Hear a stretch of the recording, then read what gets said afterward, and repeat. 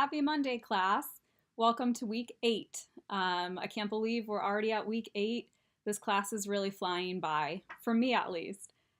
So let's talk about what assignments are due for this week. You've got a normal discussion post that's due, and then you also have to respond to at least one classmate, and that response is due by Saturday. The discussion post topic for this week is focusing on two different parts.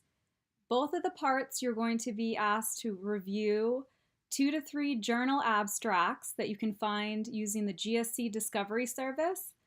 So the first topic you're going to be reviewing are journal articles that are relevant to your major. So if you're in communications, anything that's relevant to that, 2 to 3 articles, and you're just reading the abstract, which is at the beginning of the journal. And this is to deduce what some of the major trending topics are. So we've been working on this for a while, talking about major trending topics. So this is another opportunity to really look at these peer-reviewed journals and see what folks are saying that are big researchers in your field of study. The next piece that you'll be doing is looking for 2 to 3 journal articles that has to do with your critical inquiry question for your larger context paper. So you're going to look for journals that specifically address that question that you've asked, and then read those abstracts, 2 to 3 abstracts, and come up with what the major trending topics are in regard to your critical inquiry question. Then you're going to record those sources in your working bibliography that you've been putting together throughout this course. Next week, your draft version of your larger context paper is due. There's detailed descriptions of what is expected for you in that next module. Just a reminder that this draft is not graded in the sense that you're not going to be marked down for if there's an issue with the paper. However, you will get a grade for passing it in or not passing it in. So I do urge you to pass it in. And I also would urge you to get it as close to the final copy as possible.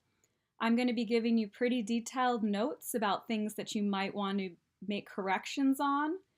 And I'll be giving you a good impression of what sort of grade you would attain if you pass that paper in as is.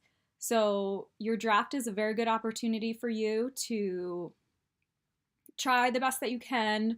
That way, when I give you notes, they're actually helpful to you, and I'm not teaching you things that you already know about your writing.